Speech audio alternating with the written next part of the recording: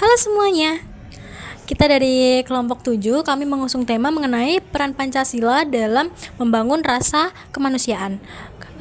Sebelumnya perkenalkan, nama saya Rai dan Nadia Malika, dan ini teman-teman saya.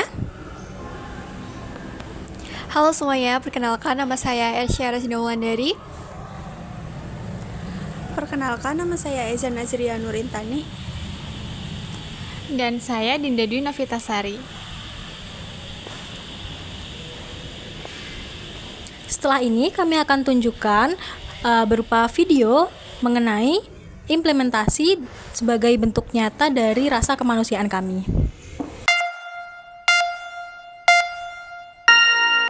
Senyumlah, syukuri hidupmu. Tunjukkan pada dunia bahwa kau mampu. Masih banyak yang lebih susah hidupnya. Senyumlah, syukuri hidupmu.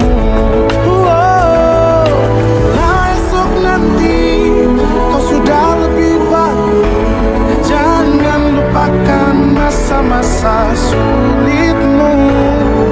Ceritakan kembali pada dunia caramu mengubah keluh jadi senyuman. Senyumlah, syukuri hidupmu.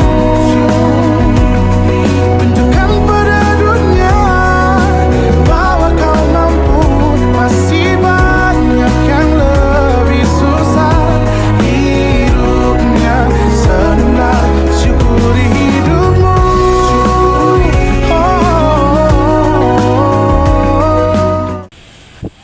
Halo semuanya, kembali lagi dengan kita kelompok 7. Kita kan tadi udah ngelakuin salah satu bentuk dari kemanusiaan atau penerapan atau bentuk nyata dari rasa kemanusiaan kita. Nah, aku nih mau nanya-nanya ke teman-teman aku, anggota kelompok kita, mengenai apa sih manfaat yang mereka dapat gitu. Nah, sebelumnya kita mulai dari Ersya dulu ya. Yang pertama, menurut Ersya nih dapat manfaat apa sih dari bagi-bagi tadi buat diri Ersya sendiri? Oke, kalau buat aku poin yang pertama itu jadi tahu realita dunia ya, karena dengan kita terjun langsung tuh kita jadi tahu kayak gini ya kehidupan sosial di masyarakat sekarang itu gitu.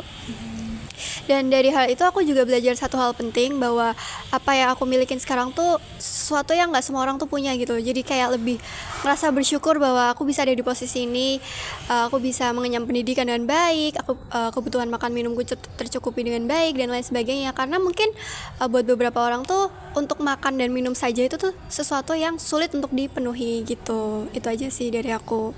Oke. Jadi ini intinya kayak Ersya nih lebih bersyukur gitu ya dengan apa yang dia miliki sekarang, teman-teman. Kalau Eza nih gimana Eza, pendapat Eza?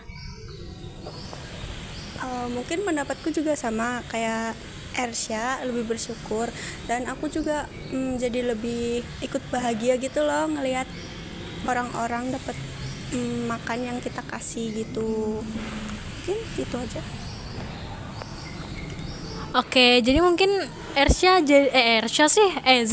jadi seneng gitu ya lihat orang-orang yang kita kasih tuh mereka juga seneng gitu kan. Apalagi kita dapat doa juga dari mereka. Itu yang penting sih menurut aku. Nah, menurut Dinda gimana nih Dinda? Oke, mungkin kalau dari aku sendiri ya itu lebih ke meningkatkan rasa empati aku sih.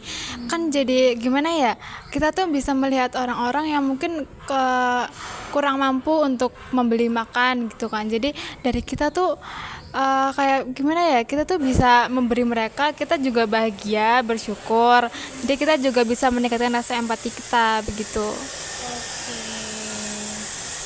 Bisa meningkatkan rasa empati, teman-teman. Aku setuju sih sama rasa empati itu. Jadi kalau dari jawaban Ersya tadi, Ersya ngerasa itu tuh kayak bikin kita jadi lebih bersyukur soal hidup kita. Nah, kalau dari Eza ngerasa itu tuh bikin dia seneng karena ngelihat orang-orang yang kita kasih kita kasih makanan itu mereka juga seneng. Nah kalau dari Dinda itu, kata Dinda itu meningkatkan rasa empati kita. Nah aku setuju sih sama pendapat mereka bertiga, karena ya emang benar tujuannya dari pendidikan Pancasila memang untuk itu. Dan apalagi kita kan menerapkan penerapan nilai Pancasila yang sila kedua mengenai kemanusiaan. Betul ya teman-teman ya? Setuju. Oke, tadi kan kita membicarakan mengenai kemanusiaan ya, mengenai Pancasila, mata kuliah Pancasila itu manfaatnya apa sih untuk kita, kayak gitu kan. Nah tapi sebagai mahasiswa psikologi, menurut kalian ada nggak teori-teori dari psikologi yang pernah kita pelajarin yang menyangkut soal kegiatan kita hari ini? Menurut Ersya dulu coba. Oke, jadi aku jadi inget salah satu materi psikologi sosial lebih tepatnya. Judulnya itu prososial. Mungkin teman-teman masih sedikit asing ya dengan judul materi ini. Kalau aku boleh dijelaskan secara sederhana, jadi prososial itu adalah keinginan kita untuk membantu seseorang dengan atau tanpa imbalan. Jadi di sini tuh prososial itu nggak mesti sesuatu yang bersifat positif gitu. Jadi ada beberapa orang yang memang melakukan prososial, tapi dengan tujuan untuk kepentingan pribadinya, nggak tentu untuk kepentingan umum gitu. Lanjut Eza, langsung aja. Oke. Nah, dari prososial itu ada beberapa jenis. Jenis-jenisnya itu ada berbagi, membantu, jujur, berderma, sama kerjasama. Nah, dari video yang tadi itu kita masuknya ke membantu sama berbagi gitu. Kalau menurut Dinda, gimana nih Dinda? Nah, mungkin kalau dari aspek prososial ini ya, itu bisa menyangkut sama aspek spiritual.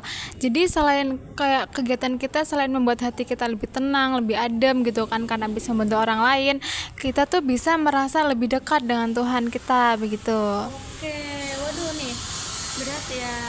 Berat nih bahasanya nih, udah sampai ke agama dan Tuhan.